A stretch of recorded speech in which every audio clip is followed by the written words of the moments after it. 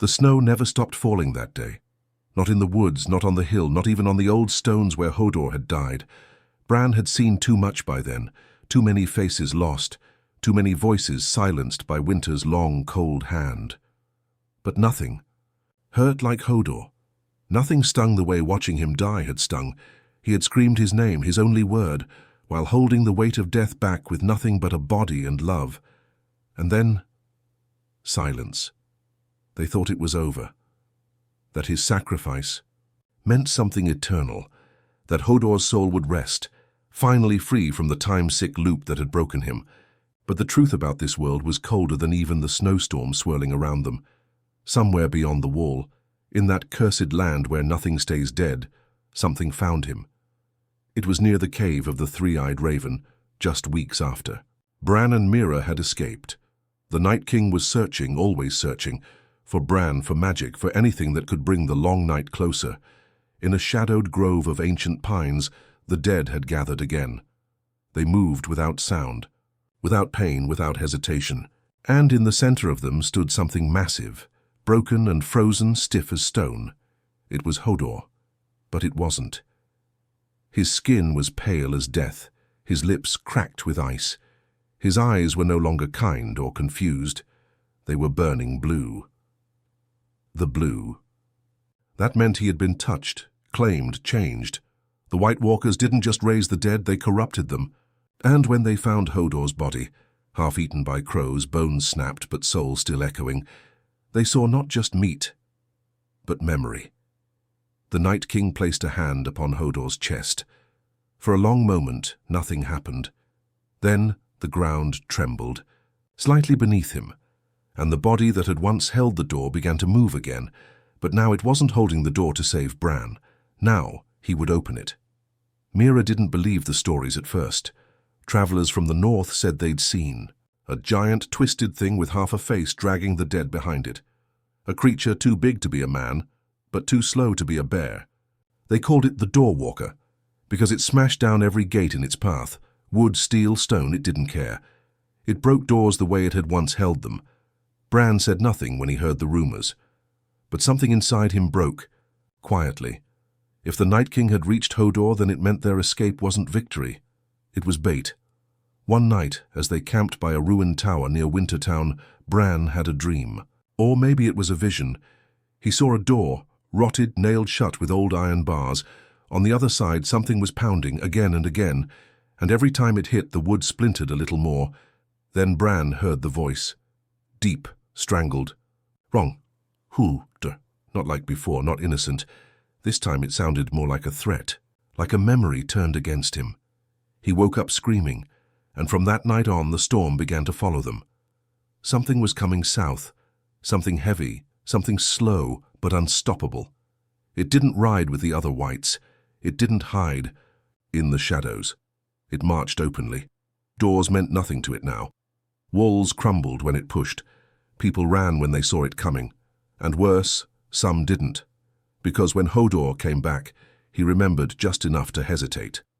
To stop before smashing someone's skull, to grunt in confusion at children's faces. And that was the worst part of it all.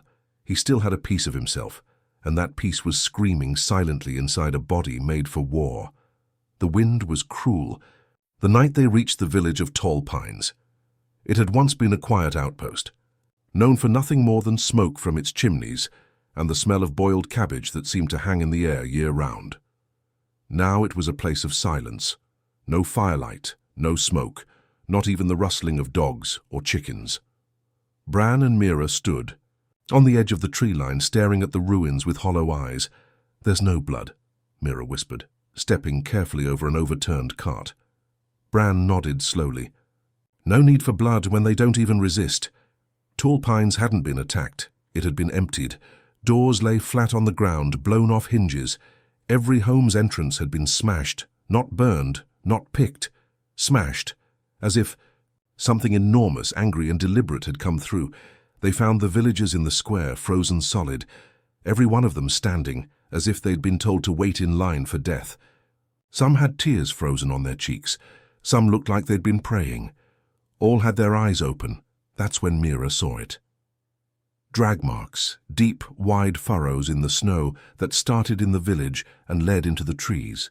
Not just one, dozens. Something had taken bodies with it.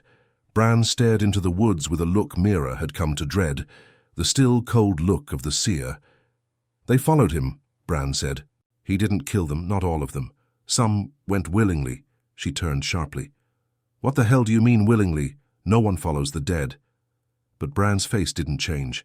They remembered him. They saw him. Maybe they thought it was a sign. Maybe they hoped he was still in there. And maybe he was.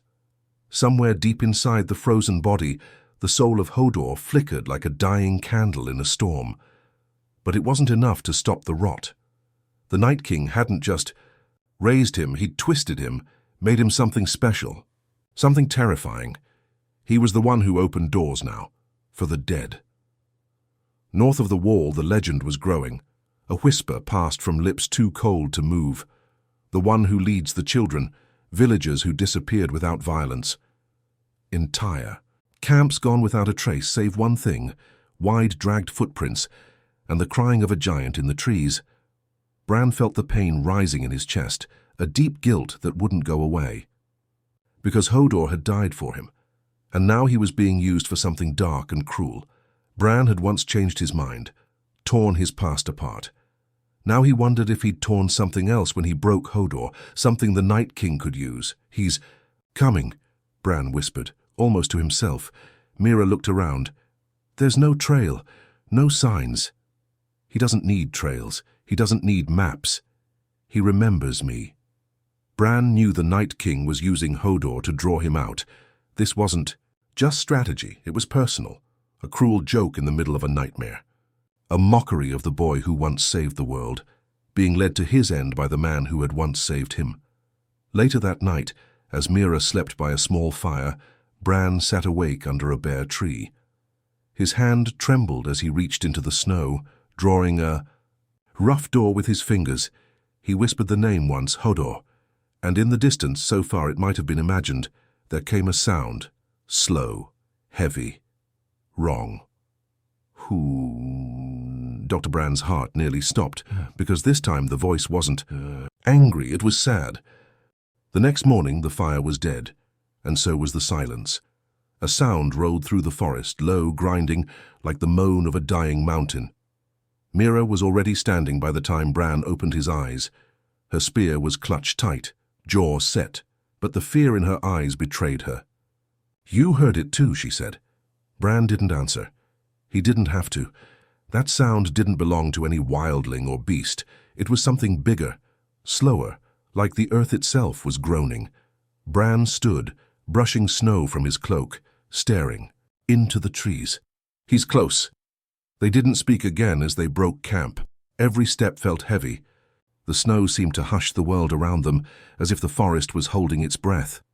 No birds, no branches creaking. Just the distant crunch of something far too large, walking in a direction only Bran truly understood. Then they saw it. First, the frost. It spread along the bark of trees, delicate and unnatural, like veins of silver crawling outwards.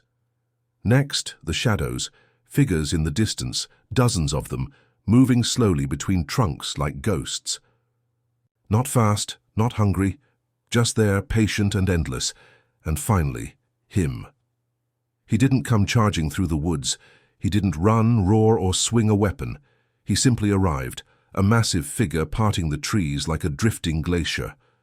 Hodor. But what had once been flesh was now frozen stone. His skin had cracked open in places, revealing blue-lit veins and bone. One eye was missing, its socket rimmed with frostbite. His mouth hung slightly open, blue lips trembling like a broken doll. Yet the worst part? He paused. He saw them. Mira raised her spear, her voice shaking. Bran say the word, but Bran couldn't. His legs had gone weak, because what stood before them wasn't just a corpse, it wasn't just a wight. It was Hodor, his friend, his shield, the boy who had died screaming his own name to protect him. And now he was here, staring with one pale, soulless eye and a flicker of something else behind it. Pain. Recognition. Bran took a step forward. "Hodor, it's me," he said, his voice barely above a whisper. "You don't have to do this." Hodor didn't move. Behind him, the whites waited, silent, unmoving. They didn't attack. They didn't even breathe. It was as if they were all waiting for him, for Hodor to make the first move. And then, something impossible happened. He spoke. "Hodor," he said, like before. But it wasn't a scream or a grunt. It was quieter, strained, full of confusion, full of sorrow. Bran felt a tear run down his cheek. "He remembers," Bran whispered. "Gods, he remembers." But Mira didn't lower her spear. "That's not Hodor, not anymore." The standoff stretched into eternity. A boy and his dead protector. A spear held by a girl who had seen too many friends die. An army of corpses standing behind a fallen giant who had once been the last line of defense. Then it broke. Hodor raised one enormous hand and pointed, not at Bran, but at himself, and from his cracked, frozen throat came another sound, a whisper this time, barely audible, but Bran heard it like a scream. "Kill me!" Bran fell to his knees. The forest exploded. White surged forward like a wave. The moment of hesitation was gone.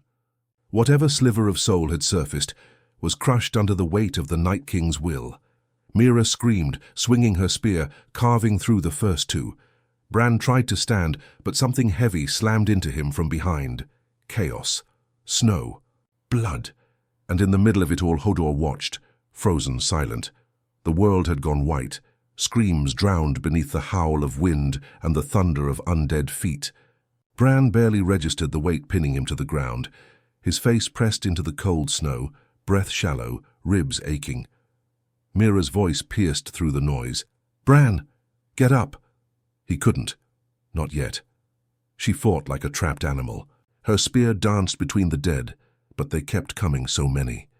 Fingers like ice reached for her cloak, her throat, her face. She stabbed one in the eye, another through the gut. It didn't matter. They didn't feel pain. They didn't stop. She kicked, cursed, screamed. Her blade snapped. And through it all he stood still. Hodor, watching. A piece of his massive hand twitched. His blue eye blinked slowly. The whites around him surged like a tide, but he stayed rooted. He hadn't ordered them. He hadn't stopped them either. He was stuck. A slave with memory. A monster with a heart that still remembered warmth, but couldn't make fire anymore. Mira fell to her knees, breath ragged, a gash running down her arm. Bran's fingers twitched in the snow, trying to reach her, to do something, anything, but his limbs refused to obey. It was like being paralyzed all over again. And then, a sound cut through the chaos. Not a shout, not a roar, a scream. But not Mira's, it came from him. "Hodor!" he cried, louder than ever before, not soft, not pitiful, pained. The dead stopped. Even Mira froze. He fell to one knee, fists buried in the ground, shaking. The whites around him hesitated. One turned to him, confused, another snarled but didn't move. And then something extraordinary happened. Hodor turned, slowly, deliberately, and swung. One massive arm caught a white by the neck and crushed it like a twig. The creature's skull shattered with a crack, its body crumpling in the snow. The other whites hesitated, but Hodor didn't. He moved like a bear awakening from a cursed dream, silent, angry, determined. He didn't scream. Again, he didn't cry, he just killed. One after another, he smashed the undead to pieces, not as a soldier, not as a servant of the Night King, but as Hodor, whatever part of him had clawed its way back through the ice. Bran felt it too. The bond between them flickered again, not through vision or magic, through memory, through pain. He felt Hodor's rage, his sorrow, his confusion, a storm behind frozen eyes. But it wouldn't last, because the Night King felt it too. Far away atop some glacial peak, the frozen Lord of Death tilted his head slightly. He knew his weapon was breaking, the magic frayed like torn thread, so he pulled, hard. Hodor screamed again, but this time not in pain, in resistance. His arms shook, his body seized. His fingers clawed into his own skull. The pull was strong. The command inside him screamed, "Kill the boy," but something else screamed louder, "Protect him." His body turned against him. Legs buckled, bones cracked. One shoulder twisted unnaturally, jerking toward Bran like a puppet on fire. "No, more doors," he croaked. Mira watched in horror as Hodor, giant, broken, beautiful, slammed himself into a tree, again and again, trying to fight what lived inside him. Bark splintered, ice shattered. Blood, or what passed for it now, sprayed from his head. Bran crawled to him. "Hodor, please, don't." The blue eye locked onto Bran. For a brief second it wasn't cold, it was human. He whispered, "Hold that boy." And then he did. He turned, arms wide, blocking the last rush of whites with his own body. Again. He didn't hold a door this time. He was the door, and it was breaking him apart. The trees trembled with the sound of cracking bones. Hodor stood tall, barely, his body a fortress of dying muscle and ice-choked strength. He held back the swarm with arms that no longer moved right. Joints twisted under the Night King's control and his own rebellion against it. Each second was agony. His mouth frothed with frozen spit. His knees buckled, his skin split in lines of icy blue. But still, he held. Bran could only watch. The boy who had seen visions of kings and gods now sat helpless on the forest floor, a child again. And Mira, battered and bloodied, pulled him by the collar toward the underbrush. Her sobs were short and sharp. She didn't look back. Hodor didn't either. He couldn't afford to. The dead swarmed him now, crawling up his back, biting at his arms, but they couldn't bring him down. Not yet. He roared, not with words, not with thought, but with sheer will, a beast possessed by grief and duty. But time was running out. The Night King was close. Bran felt it, a cold finger dragging across his mind, a presence too massive, too ancient to describe. The storm was coming with him, not snow, but power. Winter that didn't just freeze flesh but erased souls. And Hodor could feel it too. His body started to give. The cracks in his skin widened, glowing blue like shattered stained glass. His breath hitched. He looked down at the boy he had once carried, and then, for just a flicker of a second, he smiled, not with his mouth, with his eyes. Mira dragged Bran behind a boulder, breathing ragged, holding her dagger like it could stop death itself. "We have to go," she cried. He's buying us time." Again. But Bran didn't move. His hand clenched around a small twig in the snow. Useless, pathetic, but it grounded him, reminded him. He saw the past. He saw a stable boy named Wireless, a boy with soft eyes who loved horses and never hurt a fly, a boy who had his mind shattered by a vision meant to save the world, a boy who died screaming his name to protect a friend who had doomed him, and now the gods were cruel enough to send him back, just so he could die again. No more, Bran thought. Not again. He closed his eyes. Not to run, not to escape, but to reach. He sent his mind out like a blade, cutting through the fog of time, through the roots of the old gods, through the weirwoods that remembered everything. He didn't try to warg into Hodor. He'd done that before, and it had broken him. No, this time he spoke through memory, through emotion. He called out with everything he had left. "You are not a weapon. You are not a slave. You are my friend." Hodor froze mid-swing. The dead lunged at him, but he didn't move. Instead, he opened his arms and let them come. His final stand wasn't with fists. It was surrender, not to the Night King, but to fate, to peace. As the swarm overwhelmed him, his body began to crack and crumble. Frost burst from his wounds, limbs shattered under the weight. But still he held them back, his giant form a dam holding back the river of death. Bran and Mira ran, not far, just enough to hear the final collapse of a giant into the snow.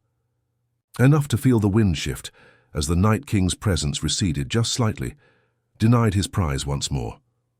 Bran turned only once. In the clearing, there was nothing left of Hodor but a dent in the snow, and a bloodied tree split down the middle, no corpse, no blue light, just silence. Bran fell to his knees. He held it again. He whispered. Mira nodded, tears running freely now. "Yeah," she said, her voice shaking. "He did." And in that quiet forest, surrounded by the dead who couldn't win, and the living who couldn't forget, Hodor was finally free. He had held the door twice, and this time no one would ever close it on him again.